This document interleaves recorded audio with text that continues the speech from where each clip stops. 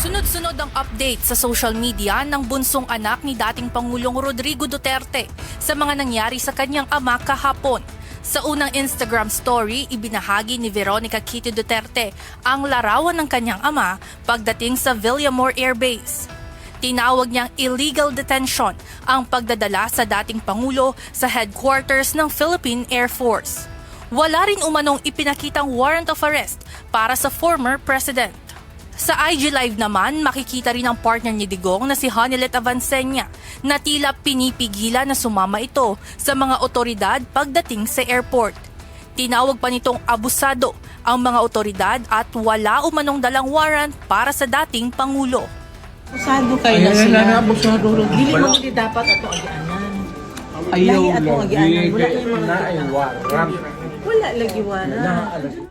Kasunod nito ang video kung saan tinatanong ni Digong ang mga umaresto sa kanya kung ano ang kanilang basihan para rito.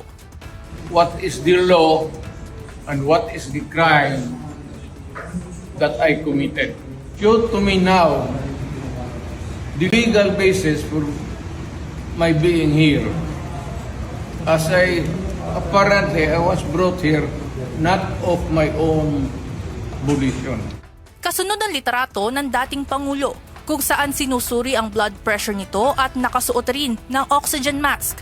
Nakalagay sa captions ni Kitty na patuloy umanong ipinagkakait ng mga otoridad na mabigyan ng kinakailangang medical assistance ang kanyang ama. Hindi rin umano sila pinapayagan na madala sa ospital ang dating Pangulo sa kabila ng unti-unting panghihina sa paglipas ng mga oras. Ako, dumaan ako sa rat, okay na sa akin. Well, nothing to lose na ako. Nothing to lose, absolutely nothing. Hindi ba rin ako sabihin mo kulong ng habang buhay? Wala akong inciting to sedition. Sa mga sumunod na post ni Kitty ay pinakita nito ang eroplano kung saan di umano ay kinidnap ang kanyang ama. Sa huling larawan na ibinahagi nito, ipinakita niya ang kanyang nasirang damit na aniyay bunga ng harassment na ginawa sa kanilang pamilya ng mga tao na dapat sana ay nagbibigay proteksyon sa ating bayan. Ivan Alvarez, UNTV News and Rescue.